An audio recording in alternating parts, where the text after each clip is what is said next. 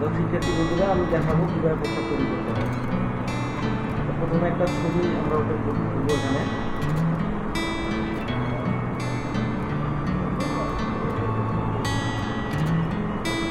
এই ছবিটা পোস্টারটা করবো হলো এক কালার পোস্টার করবো। এক কালার দ্বারা পোস্টার করতে গেলে আমাদের একটা কালার ব্যবহার করতে হবে, সেটা হলো কালো। এক কালার আমরা কাজ করবো এখানে কালো দ্বারা, পরে যদি আমরা ইচ্ছা করি তাহলে অন্য কালার দ্বারা আমরা প্রিন্ট করতে পারি। তো আমাদের কাজটা ইনপুট করতে হবে শুধুমাত্র কালো কালারটা। একটা কালারতে আমাদের আছে CMYK, এর মধ্যে শুধুমাত্র কালো কালারটা ব্যবহার। আচ্ছা বলুন তো এই ছবিটার মধ্যে কয়টা কালার দেওয়া আছে? যদি আমরা চারটাও কিনতে পারি, করতে পারি, তিনটাও কিনতে পারি। যদি 8 যদি ধরি তাহলে 3টে, আর যদি আমরা প্রিন্টিং কিনতে পারি তাহলে 4টা। CMYK, যেহেতু এক কালার হবে, সাদা কালো হবে, সেজন্য এটাকে প্রথমে সাদা কালো করতে হবে। সাদা কালো করার উপায় এখানে দুইটা আছে। একটা হলো আমরা সরাসরি সাদা কালো করতে পারবো, ইমেজ থেকে মোড, এখান থেকে আমরা শুধুমাত্র এই মোডটা চেঞ্জ করে দেবো। যেমন এই ছবিটা এখন আছে RGB মোড, ঠিক আছে? আমরা যদি এখানে গ্রেস তৈরি করি তাহলে ছবিটা সাদা কালো হবে। আর একটা উপায় হলো আমরা ভিউ স্যাটারেশন মানে কি দেখি, তাই না? ভিউ স্যাটারেশন এখানে যে সাদারেশনটা আছে, এটা যদি আমরা একবারে মাইনাস করে দিই তাহলে ছবিটা সাদা কালো হয়ে যায়। দুইটা উপায় করার কিন্তু কারণ আছে। কারণ হচ্ছে আমি যদি মোড থেকে গ্রেস্কেল করি, অথবা আমি এর মধ্যে বিভিন্ন কাজ অ্যাপ্লাই করি, আমার যদি আবার দরকার ছবিটা সাদা মানে কালার করার, তখন কিন্তু পারবো না। আমাদের কী করতে হবে? পূর্বের অবস্থায় দেখতে হবে। তার মানে এর মধ্যে যেগুলো কাজ ছিল সেই কাজগুলো গাইড। আর যদি আমরা হিউ স্যাটারেশন দ্বারা করি তাহলে কিন্তু আমরা যখন তখন ছবিটাকে আবার কালার করে নিয়ে আসতে পারি। ক্লিয়ার? যেহেতু আমাদের ফুল অ্যান্ড ফাইনাল যে আমরা ছবিটাকে কী করবো, সাদা কালো করেই কাজ করবো, তাই না? সেজন্য আমরা কী করবো, একবারে সাদা কালো। যদি আমাদের এরকম মনে হয় যে একবারে ফুল অ্যান্ড ফাইনাল, ঠিক আছে, আর কোনো কিছু চিন্তা করতে হবে না, তাহলে আমরা এই কাজ করবো। এখন এর ব্যাকগ্রাউন্ডটা আমাদের চেঞ্জ করতে হবে। ব্যাকগ্রাউন্ডটা চেঞ্জ করে তারপর কিন্তু আমাদের এটা ইলাস্ট্রেটরে নিয়ে দিতে হবে। তো ব্যাকগ্রাউন্ড চেঞ্জ করার সময় কিন্তু আমাদের এখানে একটা কাজ করতে হবে, সেটা হলো আমরা যখন কোনো ব্যাকগ্রাউন্ড চেঞ্জ করি, ব্যাকগ্রাউন্ডের পিছনে কোনো কালার দিই, তাই না? অথবা একটা ছবিকে অন্য ব্যাকগ্রাউন্ডের উপরে স্থাপন করি। এই তো আমরা যখন পোস্টারের জন্য কোনো ছবির কাজ করব, এই ব্যাকগ্রাউন্ডে কোনো প্রকার ব্যাকগ্রাউন্ড থাকবে না, শুধুমাত্র ছবিটা থাকবে। মানে ব্যাকগ্রাউন্ডে থাকবে হলো ট্রান্সপারেন্ট ব্যাকগ্রাউন্ড হচ্ছে এরকম, যেমন হচ্ছে এই যে এরকম, ঠিক আছে? এই ব্যাকগ্রাউন্ডটা এরকম থাকবে, ট্রান্সপারেন্ট থাকবে। তো এই জন্যে আমাদের যা করতে হবে, এই যে আমাদের ব্যাকগ্রাউন্ড দেখা যাচ্ছে লেয়ারে, এই ব্যাকগ্রাউন্ডটাকে লক অবস্থায় আছে না, এই যে লকটাকে আনলক করে দিতে হবে। আনলক করার উপায় হচ্ছে এই ব্যাকগ্রাউন্ডের উপরে আমরা ডাবল ক্লিক করবো মাউসের লেফট বাটন, করার সঙ্গে সঙ্গে নিউ লেয়ার, এটা হলো বক্স ওপেন হয়ে যাবে। এখানে আমরা আলটিমেট যেটা ডিফল্ট সেটিং আছে ওটা রেখে ওকে করবো। করার সঙ্গে সঙ্গে লেয়ারটা 0 হয়ে যাবে, মানে এখানে আর লক থাকবে না, এটা একটা লেয়ার হয়ে গেছে। এখন কিন্তু আমরা এই ছবিটাকে আমরা মুভ করতে পারবো। ক্লিয়ার? এই দেখেন এখন কিন্তু মুভ করা যাচ্ছে না। যখন আমরা লেয়ারটাকে আনলক করে দিব তখন কিন্তু ছবিটাকে আমরা এভাবে মুভ করতে পারবো, বিভিন্ন জায়গায় সরাতে পারবো, নড়াচড়া করতে পারবো। আর ব্যাকগ্রাউন্ডটা যদি আমরা ফেলে দেই তাহলে ট্রান্সপারেন্ট ব্যাকগ্রাউন্ড দেখা যাবে। ক্লিয়ার? এইটা আমাদের প্রাথমিক অবস্থায় মনে রাখতে হবে। এবার আমাদের এখানে এই ব্যাকগ্রাউন্ডের চারিদিকে সিলেকশন করে, পাথ সিলেকশন করে আমরা কাজ করব। পাথ সিলেকশন অন্য টুল দ্বারা করা যায়, যেহেতু পেন টুল শেখানো হয়েছে আপাতত, তো পেন টুল দিয়ে দেখাচ্ছি, দ্রুত দেখাবো। হ্যাঁ, আসলে ডিজাইনটা এমন একটা জিনিস যেটার জন্য ধৈর্য থাকতে হয়। আধা ঘন্টা বা 1 ঘন্টায় কোনো ডিজাইন করা সম্ভব হয় না আর কি, মনের মতো হয় না। তারপর দ্রুত দেখাচ্ছি আর কি কাজ শেখার কথা।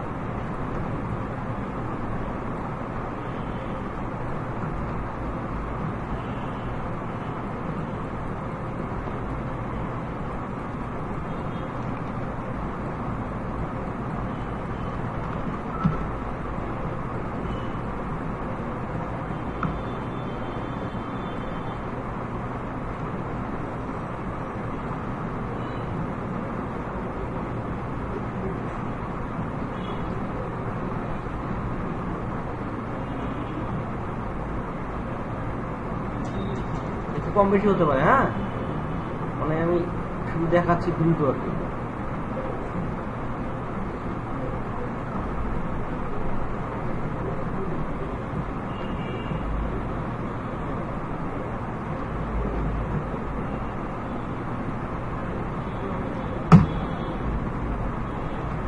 এগুলো বুঝলেন তো কি কি করলাম?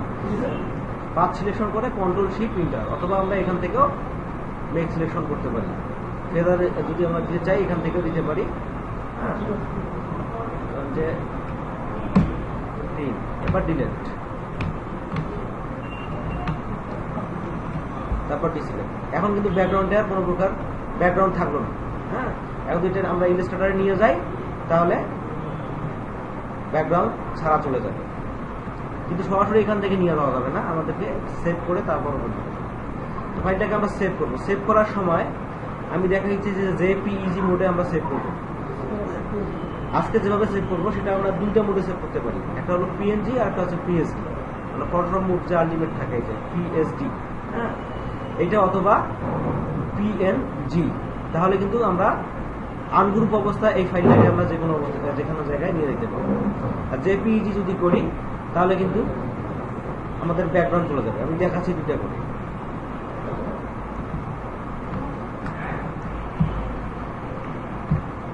একটা করলাম আমি জেপিইজি,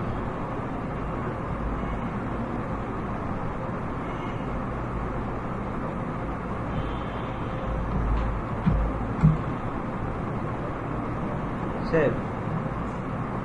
আরটাকে করবো আমি পিএসডি।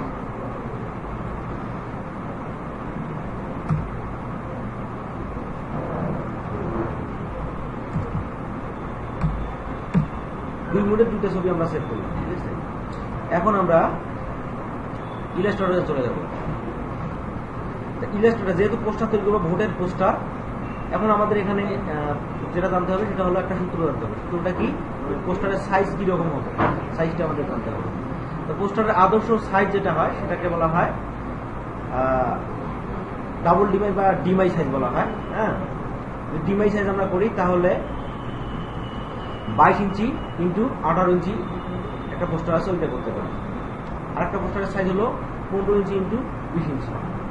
আর একটা পোস্টার হলো 23 ইঞ্চি ইন্টু 36 ইঞ্চি। হ্যান্ডবিল যেটা, ওটাকে বলা হয় 1/8। হ্যাঁ, ওটার মাপ সাধারণত 8.5, আর এদিকে হচ্ছে 4। তো যাই হোক, আমরা পোস্টার তৈরি করব। আদর্শ যে সাইজটা সেটা হচ্ছে 22 ইঞ্চি ইন্টু 18 ইঞ্চি। এটা মনে রাখতে হবে, এটা হচ্ছে পোস্টারের আদর্শ মাপ। 36-23 এটা হলো ডাবল ডিমেল, মানে 18 এর ডাবল করলে কত হয়? 18 দুগুণী 36।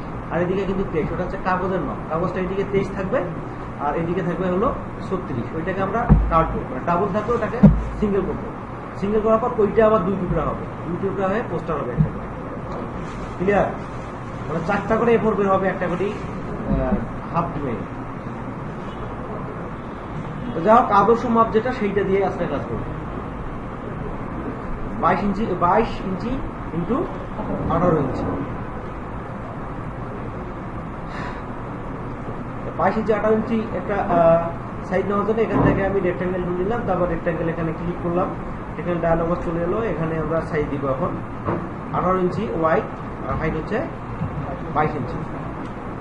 এটা হচ্ছে কাগজের মাপ। যদি আমরা কাজ করতে চাই তাহলে 1 ইঞ্চি করে কম দিতে হবে। 17 ইঞ্চি ইন্টু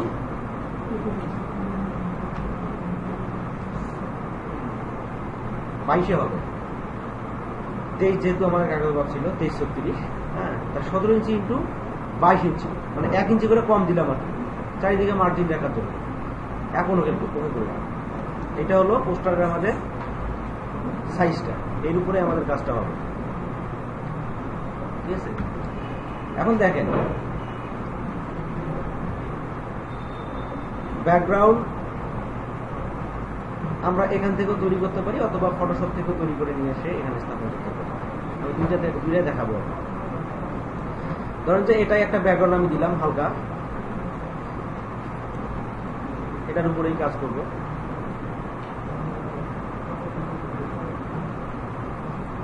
ঠিক আছে। এখন আমরা ছবিটা স্থাপন করব। এখানে দেখেন কয়েকটা কাজ কিন্তু আমরা শিখব। ছবিটাকে আমরা বিভিন্নভাবে কিন্তু এখানে নিয়ে আসতে পারি। আমরা এক্সপোর্ট করতে পারি, প্লেস করতে পারি, অথবা ওপেন করতে পারি।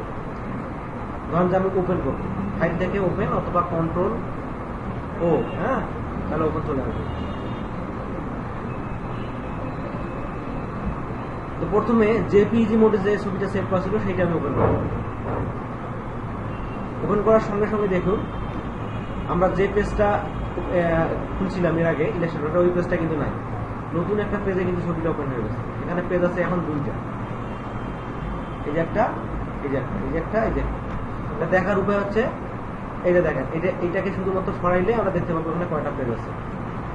এটাকে রিস্টোর ডাউন বলা হয়। হ্যাঁ, অথবা কিবোর্ড থেকে কন্ট্রোল F6, কন্ট্রোল F6, তাহলে একসঙ্গে কয়টা পেজ এখানে ওপেন করা আছে আমরা দেখতে পাবো। ক্লিয়ার? যেটা সহজে আমরা সেটা দিয়ে কাজ করবো। এখন আমরা এখান থেকে ছবিটা আমাদের যেখানে আমরা নিয়ে যাওয়া দরকার সেখানে নিয়ে যাবো।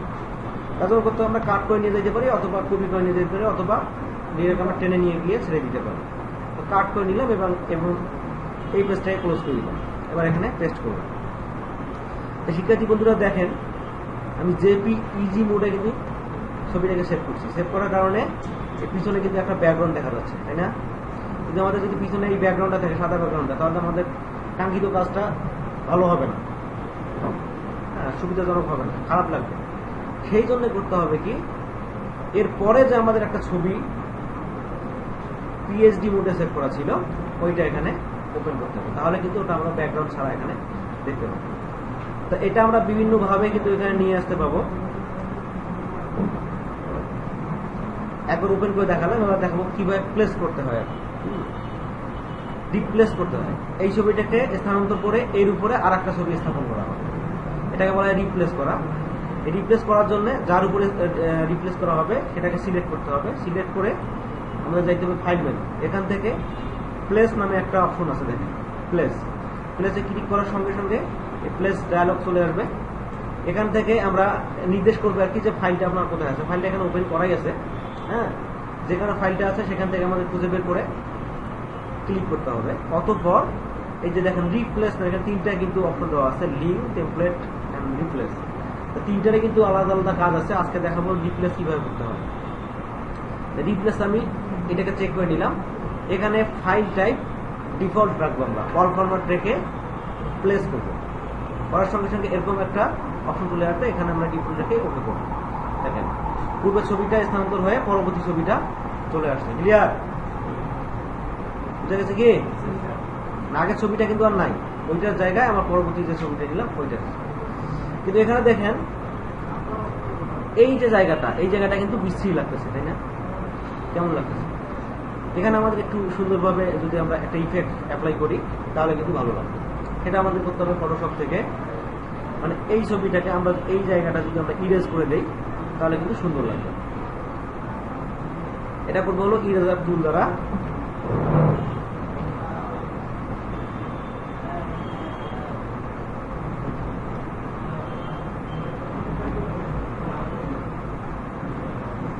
শুধুমাত্র ইরেজ করে দিব।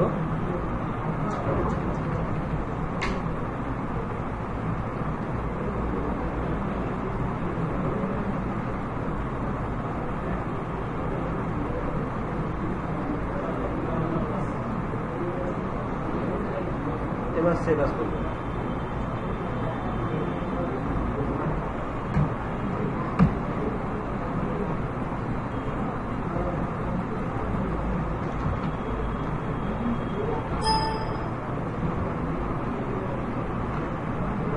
এখন দেখেন এইটার জায়গায় আমরা আবার রিপ্লেস করে দিব।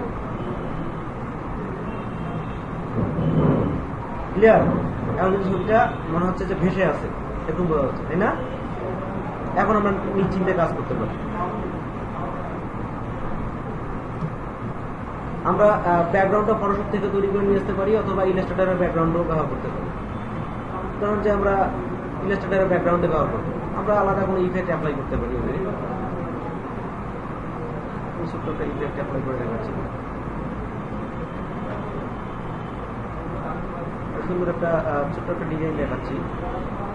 যাও এরপর আর একটা টুলের আমরা কাজ শিখে নেই। আমরা এই টুলের কোনো এখন কাজ শিখে নেই, শিখছি কি এই গ্রুপটার কাজ শেখা না। এখানে কয়েকটা টুল আছে, লাইন, তারপর হচ্ছে এআরসি, স্পাইরাল, গ্রিড, হ্যাঁ একটা হচ্ছে রেক্টাঙ্গুলার গ্রিড, একটা হচ্ছে পোলার গ্রিড। এগুলোর কাজ আমরা এখনো দেখিনি, যখন আমরা এগুলো শিখবো। এক্ষেত্রে ধরেন যে এআরসি যেটা দেওয়া আছে এটা আমি,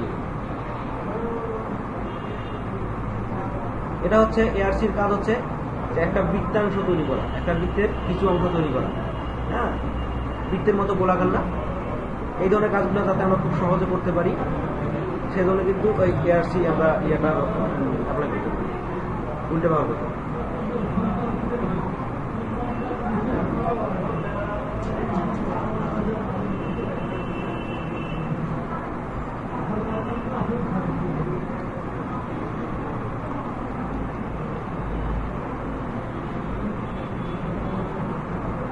ধরুন যে এটাই, এটাকে প্রথমে এটা স্ট্রোক হিসেবে আছে না, এই জায়গাগুলো সুন্দর করে কেটে নিব। সেজন্য করতে হবে কি এটাকে এক্সপান্ড করে ফিল করে নিতে হবে।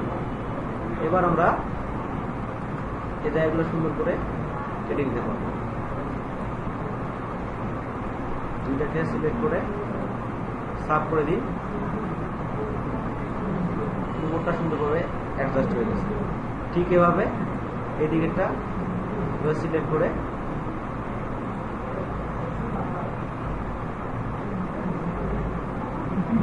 সাবস্ট্রাক্ট করতে হবে, সুন্দরভাবে চলে আসছে। ঠিক আছে, এখন আমরা এইটা যে কোনো একটা কোণায় আমরা স্থাপন করতে পারি।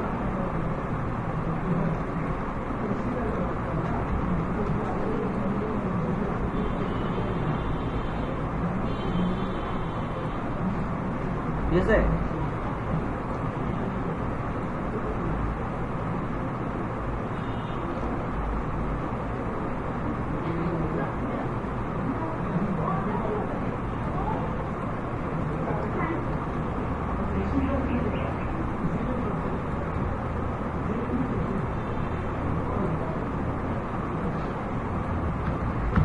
এটাই একটা পোস্টার আর কি আমাদের ইয়াটাকে পুরাই করবে।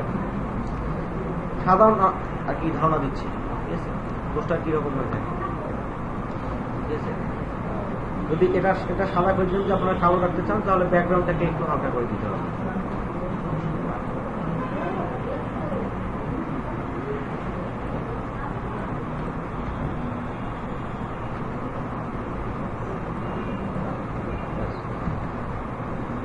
মোটামুটি হয়ে গেছে। এখন আমরা এখানে লেখাগুলো স্থাপন করবো।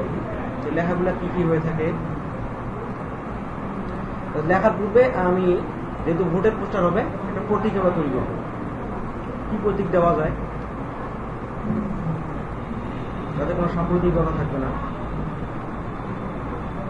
কালকে দেখাইছিলাম একটা প্রতীক, আজকে দেখাইছি এটা।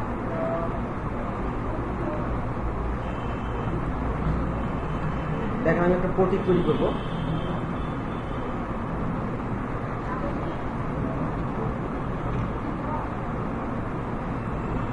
রেখে দিলাম। এবার এটাকে আমরা জিগজ্যাগ করবো, মনে হচ্ছে আঁকা বাঁকা। তার জন্য কি করবো, ইফেক্ট থেকে ডিস্টর্ট ট্রান্সফর্ম, এখান থেকে জিগজ্যাগ, সেগমেন্টের পরিমাণটা বাড়াই দিব।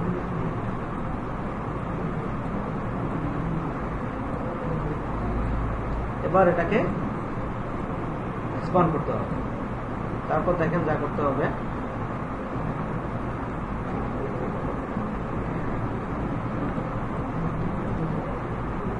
এটাকে এর উপরে স্থাপন করতে হবে। এবার দুইটাকে সিলেক্ট করে সাব করে দিন, তারপর হয়ে যাবে ক্লিয়ার।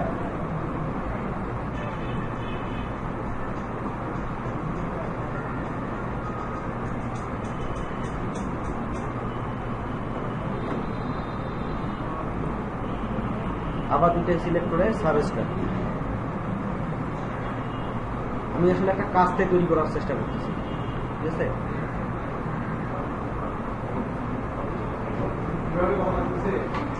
আচ্ছা,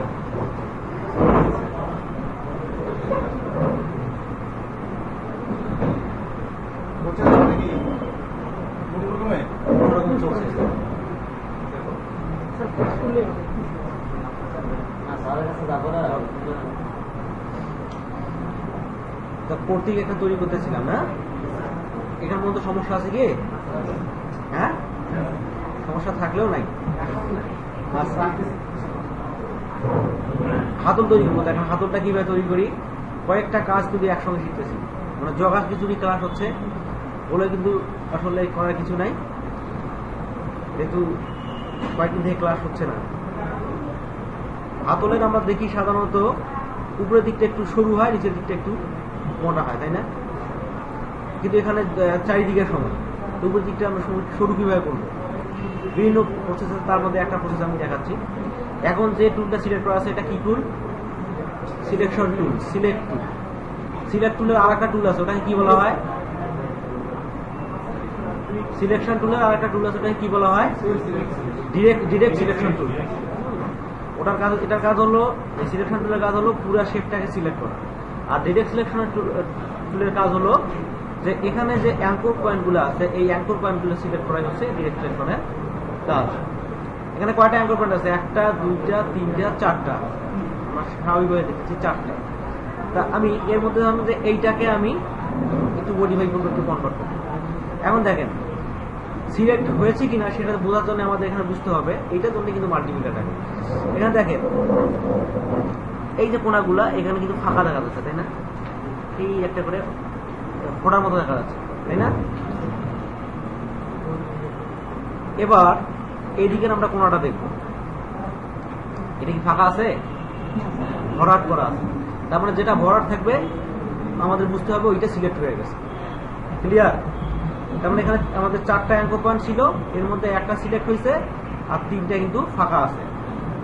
ঠিক আছে, এখন আমরা এটাকে আমরা মডিফাই করব। এর জন্য করতে হবে কি, কার্সর অবস্থা দেখুন, শুধুমাত্র তীর যখন আমরা এর উপরে নিয়ে যাবো, তীরের সঙ্গে আর একটা কিন্তু ঘর দেখা যাবে ছোট। হ্যাঁ, ছোট্ট একটা ঘর দেখা যাচ্ছে। যখন এরকম অবস্থা থাকবে তখন আমরা মাউসের লেফট বাটন চেপে ধরে জাস্ট আমরা এইভাবে সরাবো। সরালে শুধুমাত্র ওই অ্যাঙ্কর পয়েন্টটাই সরবে।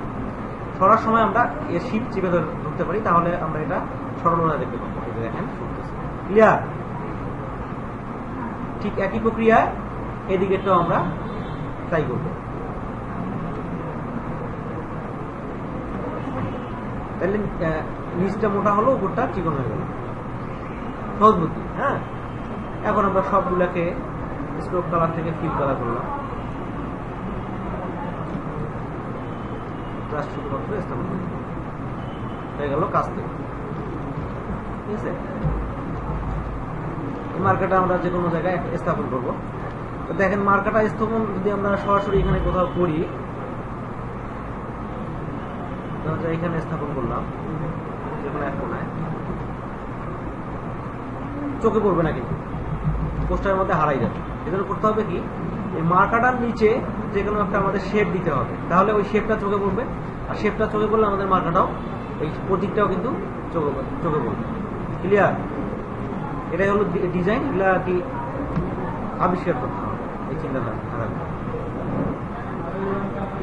এটা আমি নিলাম, রেক্টাঙ্গেল নিলাম, এটা থেকে কপি করে আরেকটা নেব আমি, কপি পেস্ট ইন ফর্ম, এবং এটাকে আমি জাস্ট ঘুরাই দিই, ঘুরে দিয়ে একটু ছোট করে দিই।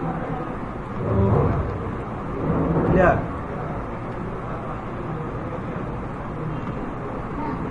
এখন এর কালারটা একটু আমরা কমাই দিতে পারি।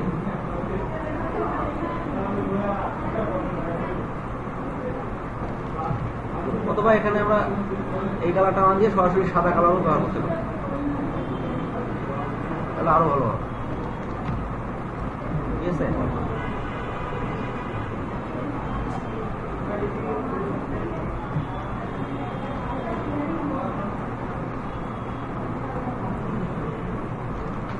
গ্রুপ যে কোনো একটা জায়গায় আমরা স্থাপন করি। এখন কিন্তু দেখেন মার্কাটা এখন যদি প্রতীকটা চোখে পড়বে, তাই না? যেহেতু আমাদের এই বৃত্তটা বড়, এইটা চোখে পড়তেছে, এইটা চোখে পড়লে আমাদের এখানে কোন প্রতীকটা সেটা কিন্তু হাইলাইট হয়ে যাচ্ছে। ঠিক আছে, যাকে এটা আমরা পরে স্থাপন করবো। শুধু লেখাগুলো লিখি। লেখাগুলো কিরকম হয়ে থাকে,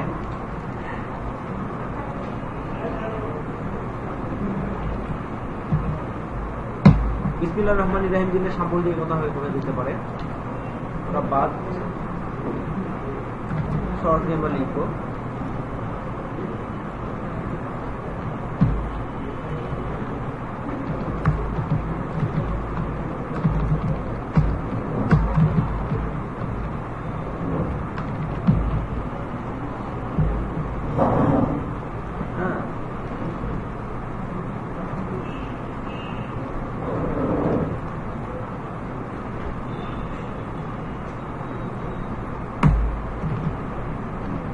আসন্ন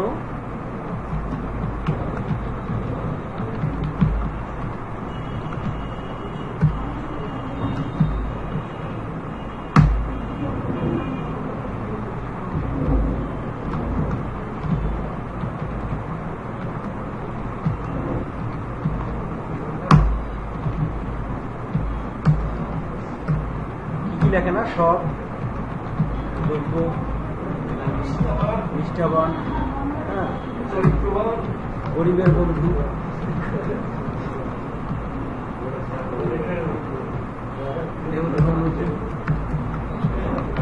মানুষের একান্ত আপনজন বা বলিষ্ঠ কণ্ঠস্বর দেখি।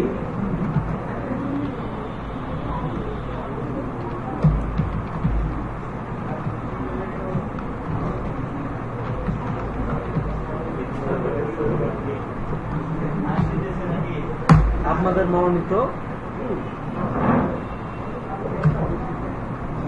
এই কথাগুলো এদিকে থাকবে।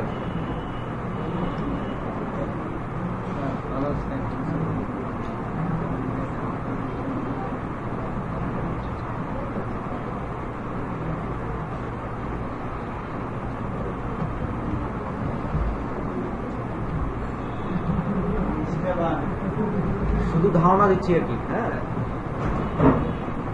আসলে কিরকম হয়ে থাকে।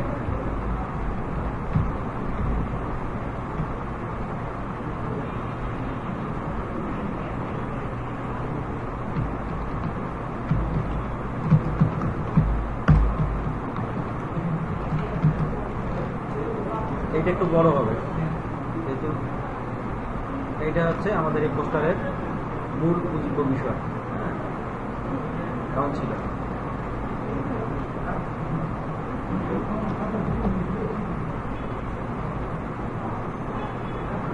পোস্টার তৈরি করা কিন্তু খুব সহজ।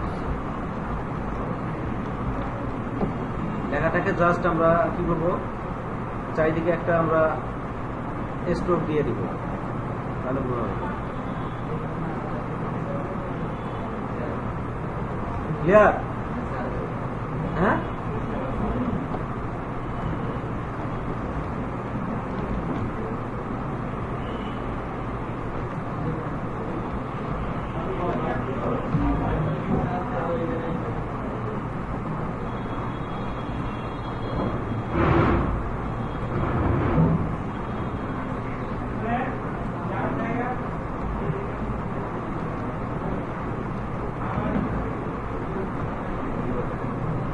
জনাব নামটা কি হবে? জনাব মোহাম্মদ আরিফ শেখ।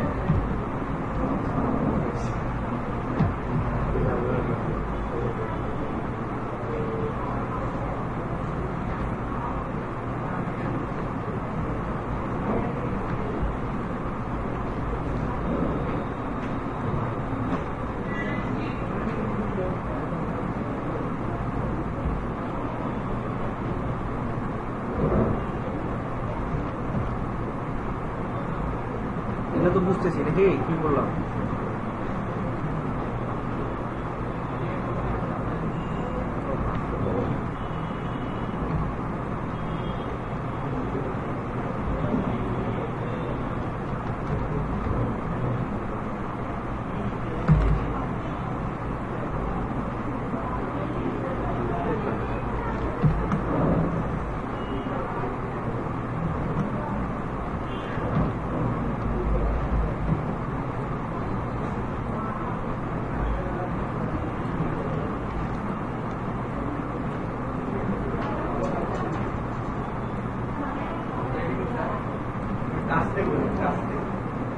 না, কাজতে বলবো না কি,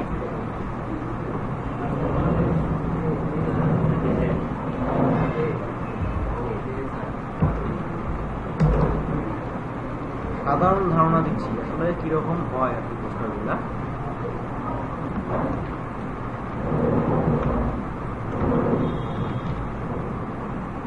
স্ট্রোক আমরা একটু বাড়াই দিতে পারি।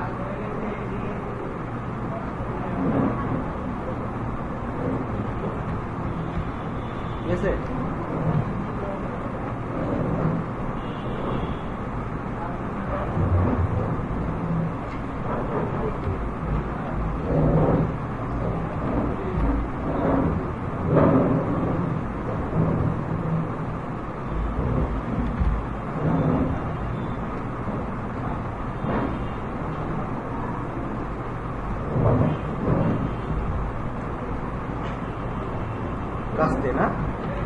কাজটা করলো তো নাকি?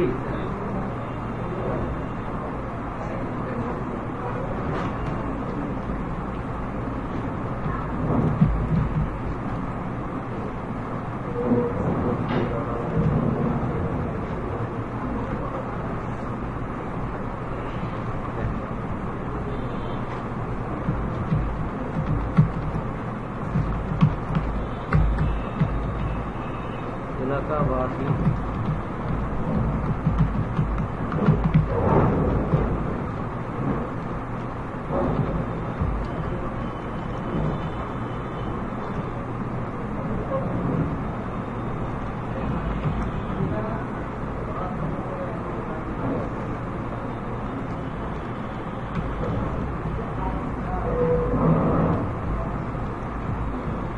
ক্লিয়ার?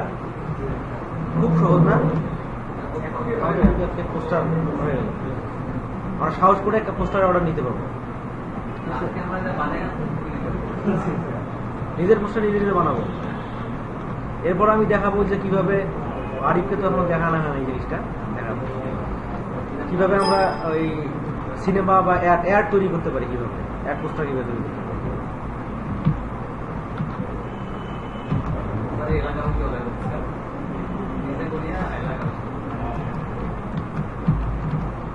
বাসি একসঙ্গে হবে না, আলাদা হয়।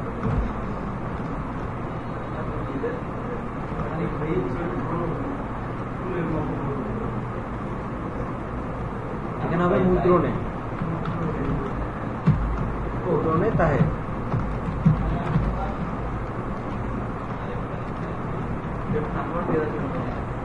মোবাইল নম্বর দেওয়া যাবে। এটা প্রচারের জন্য।